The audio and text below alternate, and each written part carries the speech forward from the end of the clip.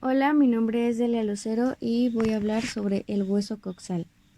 El hueso coxal es un hueso plano y ancho cuyas partes se hallan torsionadas sobre su eje, de tal manera que adoptan un aspecto de aspas de molino de viento o de hélice. Se pueden diferenciar en él tres segmentos: un segmento medio grueso y estrecho excavado en su parte lateral por una cavidad articular denominada acetábulo, un segmento superior aplanado y muy ancho denominado ilión, y un segmento inferior que forma los bordes o marco de un amplio orificio denominado agujero obturado. La mitad anterior de este marco óseo se halla formada por el pubis y la posterior por el isquion.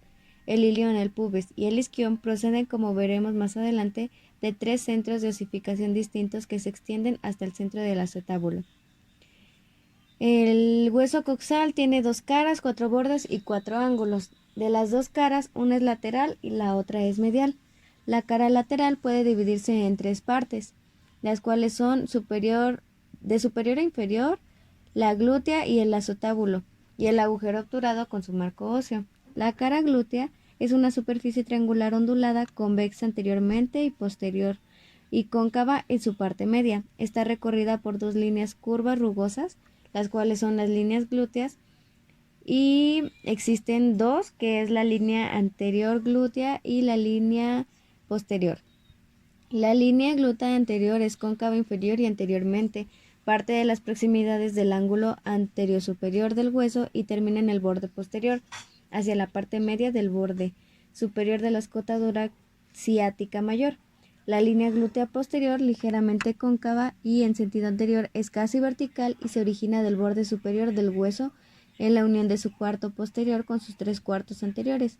Termina en el borde superior de la escotadura ciática mayor, ligeramente posterior a la precedente.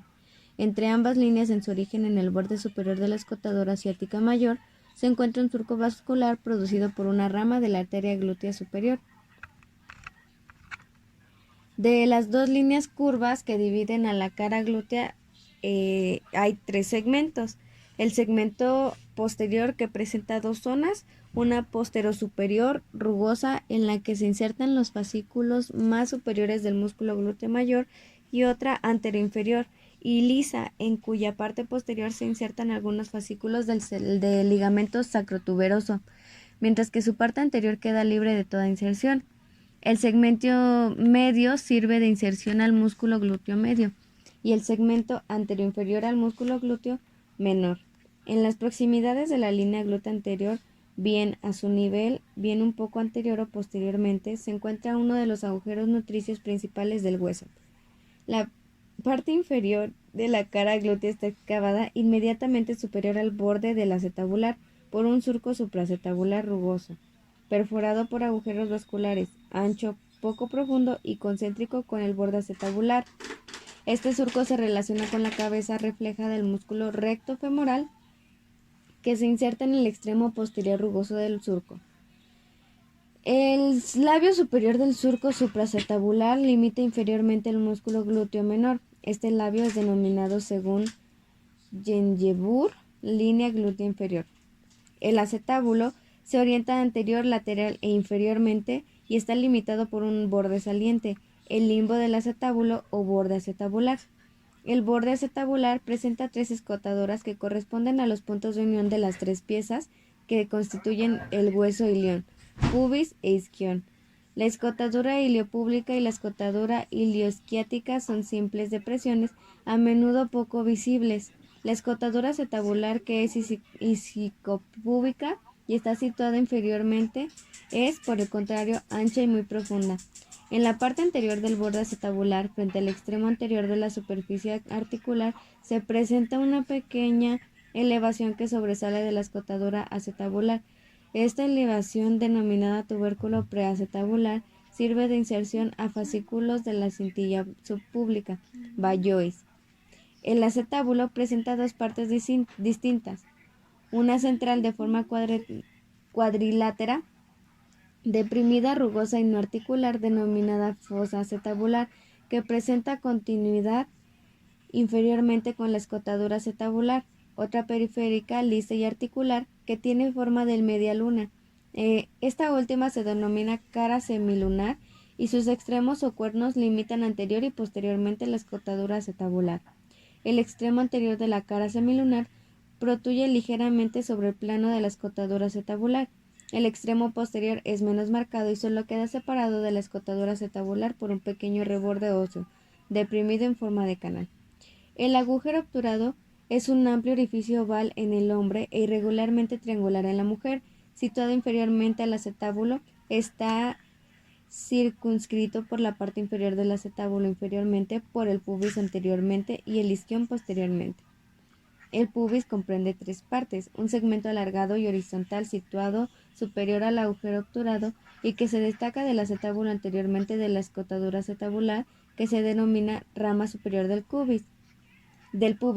Una lámina gruesa cuadrilátera y aplanada de anterior a posterior situada anterior al agujero obturado designaremos con el nombre de cuerpo del pubis, y un segmento alargado situado inferior y posterior al cuerpo del pubis, que es la rama inferior del pubis.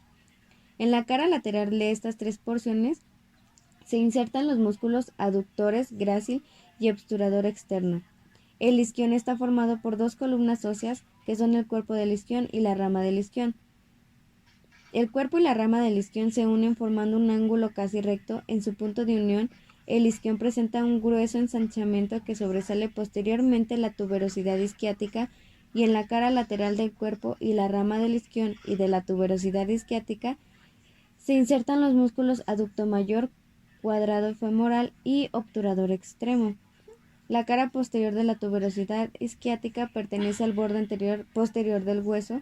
El agujero obturado está encuadrado por el pubis y el isquion y está limitado por un borde agudo que se halla interrumpido inferiormente a la rama superior del pubis por un surco medial y anteriormente. La cara medial está dividida en dos partes por una cresta curva y oblicua inferior y anteriormente, denominada línea arqueada.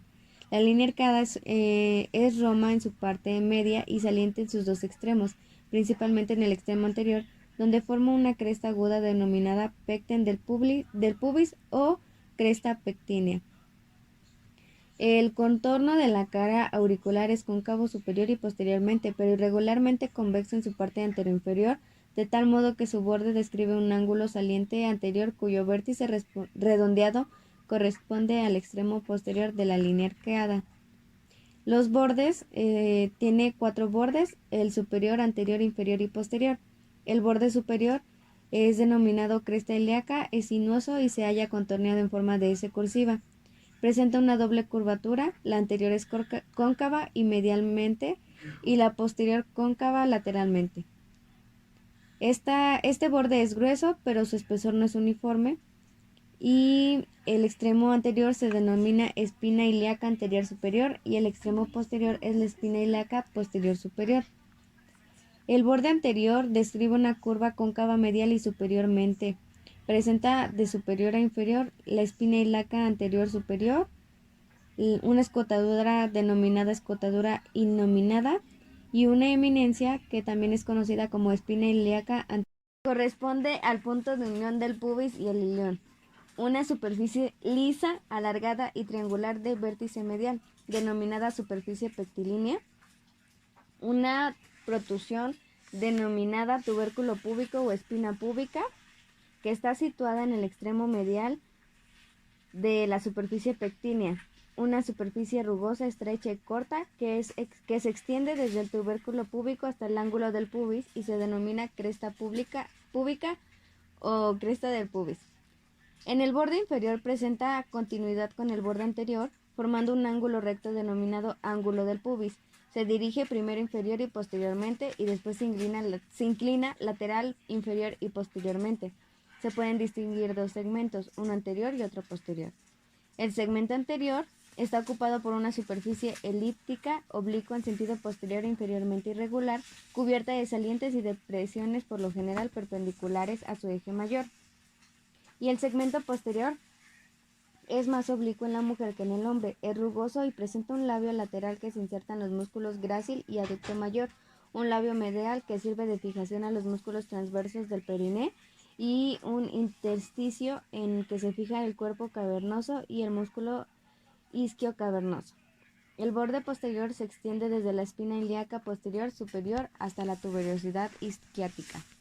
Presenta de superior a inferior la espina ilíaca posterior superior que ocupa el ángulo de unión del borde posterior con el borde superior del hueso. También una pequeña escotadura inominada intercalada entre los extremos posteriores de la tuberosidad ilíaca y la cara auricular. Una tuberosidad denominada espina ilíaca posterior inferior que corresponde al extremo posterior de la cara auricular y una escotadura ancha y profunda denominada escotadura esquiática mayor o escotadura ciática mayor. Una eminencia aplanada y triangular denominada espina isquiática o espina ciática en la que se inserta el ligamento sacroespinoso. Una escotadura más estrecha y menos profunda que la precedente, denominada escotadura isquiática menor o escotadura ciática menor. Y la tuberosidad isquiática, mediante la cual el borde posterior se une al borde inferior. La tuberosidad isquiática es alta y ancha, de forma oval, con el extremo superior ancho. El extremo inferior es estrecho y presenta continuidad con borde inferior del hueso.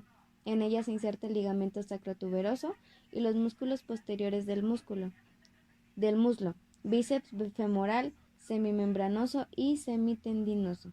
Los ángulos se han señalado al describir los bordes. El ángulo anterior superior está constituido por la espina ilíaca anterior superior, el ángulo anterior inferior por el ángulo del pubis y el ángulo posteriormente por la tuberosidad isquiática y el ángulo posterior superior por la espina ilíaca posterior superior.